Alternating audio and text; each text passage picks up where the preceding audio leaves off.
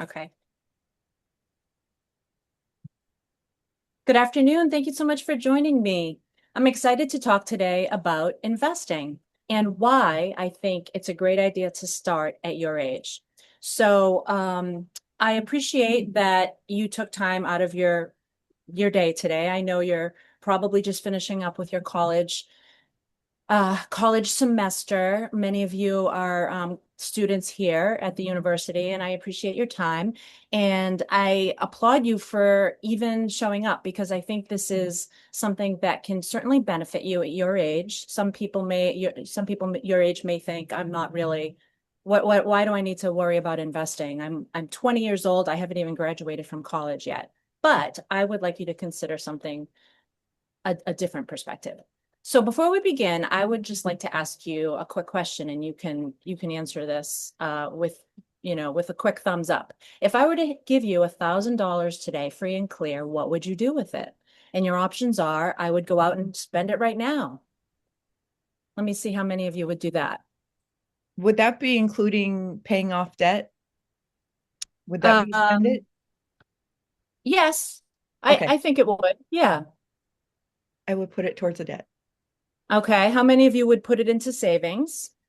Just put it in your bank account, say, I'm going to save this for later. Okay, fair amount of you. How many of you would invest that money right away?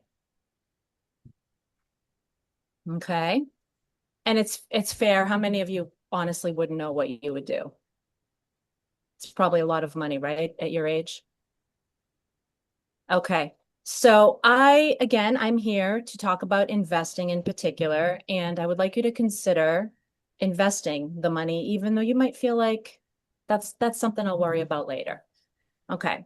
So why bother at all? Really, it comes down to compound growth on your money and time in particular. Many of you are probably familiar with the term inflation, which basically just means prices rise every year. It might have cost your parents $3 to buy get $2 or $3 to buy a gallon of milk when you were first born.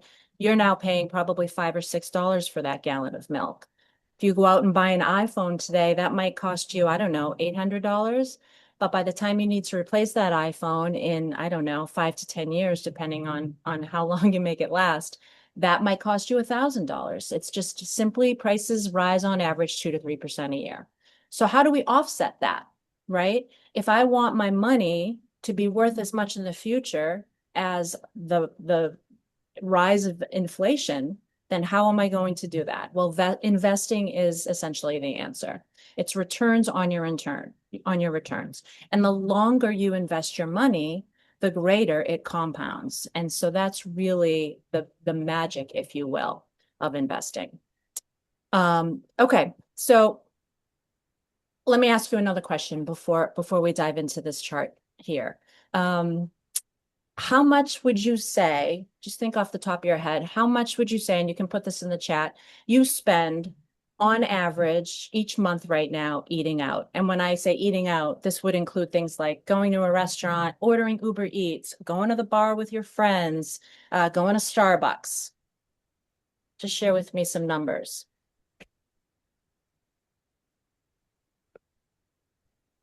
It might be more than you think. On average, a person in college or just graduated from college in this country in the United States spends about $250 a month eating out when you factor in all of those different things that we do. So I invite you to consider, what if instead of spending that much eating out each month, you took maybe even less than half of that money, $100 a month, and started investing it. So this chart here shows us what that would look like. If you, let's just say you just graduated from college, okay? Let's say at age 22, you start investing $100 a month into the capital markets, and that grows over time. And let's say you want to retire at age 62. So we're looking at a 40-year time horizon. The first column on this chart here shows us that will have put $48,000 of your own money over that 40-year time frame into your investment account. But your account balance at the end of that time frame is going to be $262,000. That's $214,000 of compound growth on your money. Not bad, right? Now, if we look at the next two columns, that basically shows us the difference in your account balance if you had waited instead 5 years or 10 years. So let's say you don't start now. Let's say you don't start until you're 27 because I don't know. I want to wait till I've been out and working in the workforce for a few years first before I start investing. Well, you're still going to, have compound growth over time. You'll have an account balance of roughly $181,000. But do you see the significant difference there? That just 5 years of waiting cost you in terms of the amount of money that you'll have at age 62. And again, in 30 years, big difference. So this again just illustrates for us the power of time. And you might not feel like at age 22 you have $100 a month to invest, but that's okay. Even if you start with a much smaller amount, you'll be able to take advantage of the power of time, which is really a valuable thing when it comes to investing. So I'm going to stop here and just maybe we can even stay on that slide. Does anyone have any questions about this? Does it make sense? That's a big difference. It is a big difference. Yeah. I like this because it shows, I like to see graphically here what a difference. It's 5 years, 10 years feels like it's not really a big deal in terms of waiting to start to do something, but this shows us visually that it can really make a big difference. Okay. All right. So I guess the next question, it may be for you, if you feel like you're convinced, okay, I'm going to start investing as soon as I can. How do I go about doing that? Okay. So I would suggest there are three main ways that you can start to invest, and it's not really very difficult at all. So first and foremost, I would suggest that you talk to your employer. If you have an employer, and you may not now, this may be something that you encounter as you're graduating and going out into the workforce full time. But many employers sponsor what is called a 401k retirement plan. And what that means is that you can set aside an amount of money from your paycheck every pay period to put into a 401k retirement account. And it's a really nice benefit for really a couple of different reasons. Number one, you can put the money in pre-tax, which means that the money will come out of your paycheck before you have to pay taxes on it. And it automates the saving and investing process for you, if you will, because you don't ever really see the money and have an opportunity to spend it instead. You've already sort of decided, I'm going to pay myself. I'm going to put money aside for my own future, and it comes out of your paycheck before you even see it. Another thing that's great about a 401k plan is that your employer will typically also put money into that account for you.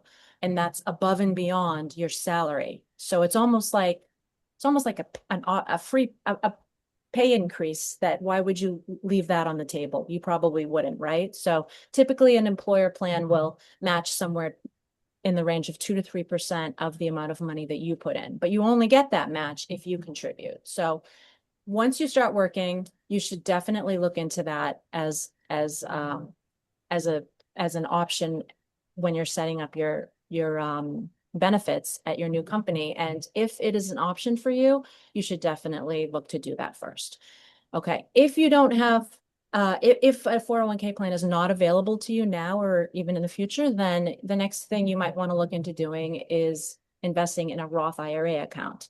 And a Roth IRA account is a tax advantaged savings account. And it's the great tax benefit of a Roth IRA account is that you can put money into it and it will grow tax free. You won't, if you withdraw the money after age 59 and a half, you will not have to pay taxes on the money that has grown. So back to that example of, $214,000 of investment earnings on your earnings, you can withdraw that in retirement without having to pay taxes on it.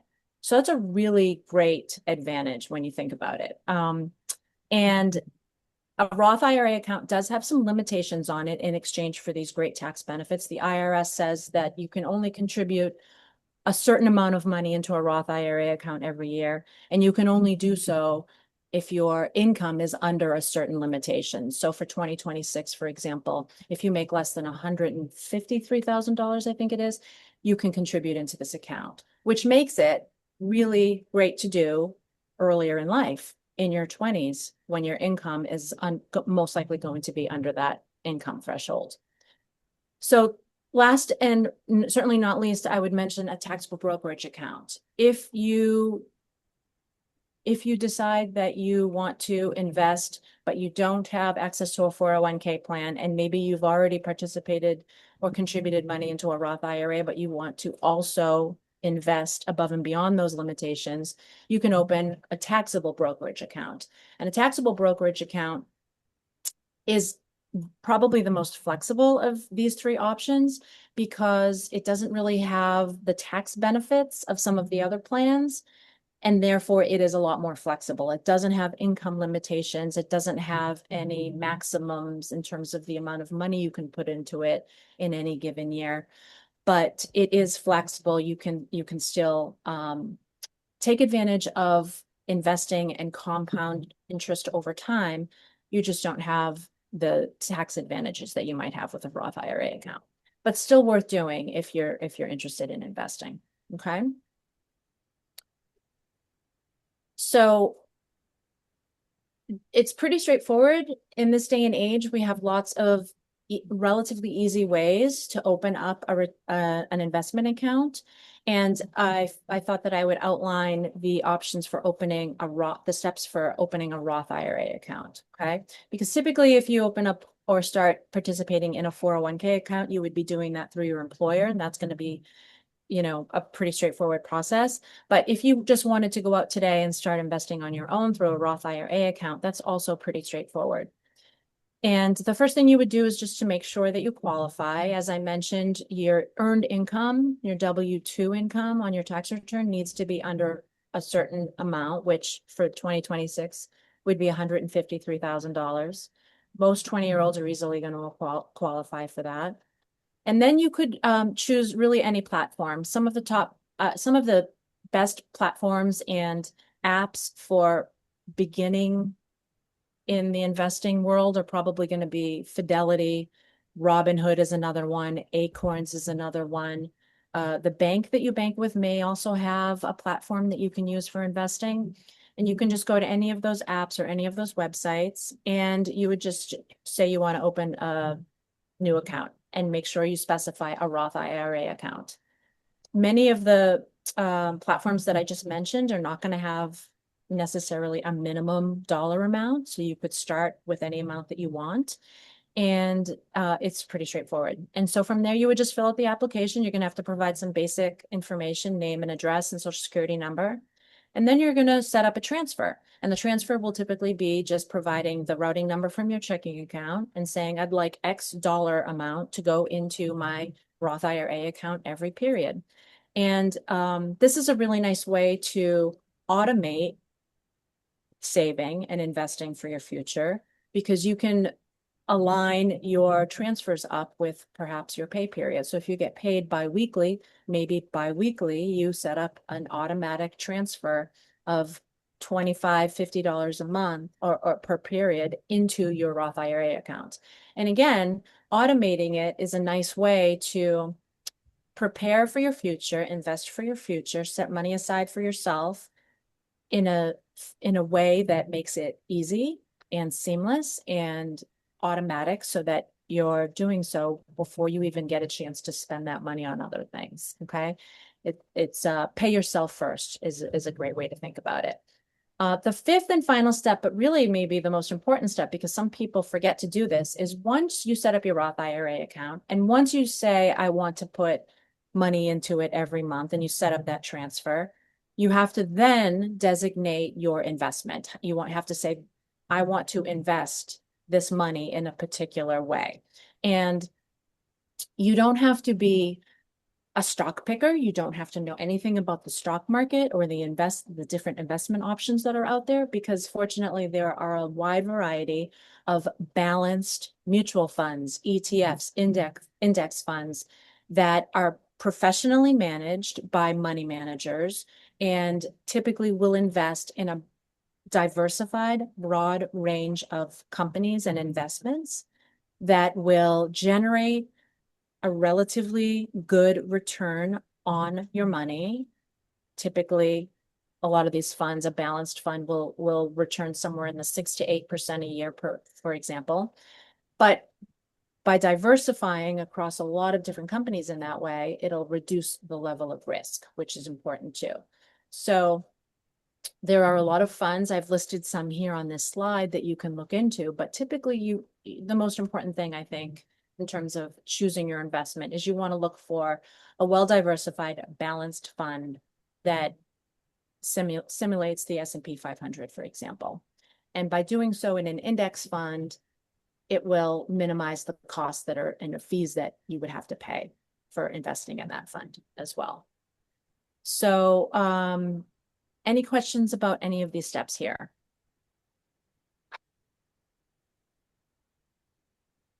I'm going to check the chat. What is, Nope. what does naming a beneficiary do? Thank you for asking that question. So that is also a really important step. So whenever you open really any kind of account that is tied to money, so that could be a bank account, that could be an investment account, such as a Roth IRA account. If and when you open a 401k account with your employer, if you buy insurance at some point, it's important that you designate a beneficiary on those enrollment forms, which basically says, if anything should happen to me, I would like the money, the assets in my account to go to that person or those people. And that's an important step. So you should always be sure to do that. Okay. So here's a good checklist that you can maybe take a screenshot or picture of to take with you after our meeting today if you want to start investing.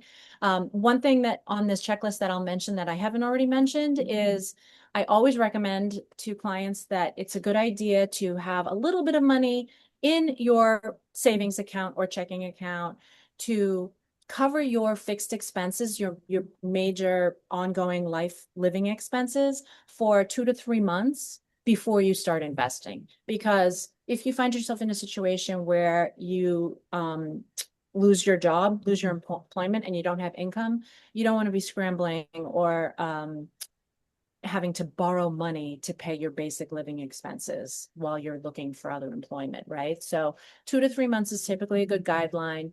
You know, money that can cover things like your rent or your mortgage, if you have one, if you have a car payment, your utilities, your food, and that's sort of a good general guideline, which might vary based on your living situation. But in general, once you've had the chance to set aside about 2 to 3 months worth of living expenses into an emergency savings account, then you're probably going to want to start investing. So last but not least, if I can leave you with 3 takeaways, start small, start now. Time is in your favor right now at your age. You know, if you can start investing even a small amount of money on a periodic basis now, you will be building a lot of opportunities for yourself in the future. Secondly, diversify, don't guess. You don't have to be an investment expert. You don't have to really pick stocks. Put your money into a balanced mutual fund or index fund. Okay. And then last but not least, I would encourage you to keep learning. There are other aspects of your financial life that are going to be really important for you to feel really confident and comfortable with as you graduate from college and enter the workforce. And I would encourage you to check out some of the resources I've listed here, and then also explore other topics such as managing your credit and your credit score as you go out into the world. And that's it. Do you have any other questions I can answer for you before we finish up? Oh, I guess I've gone over now. So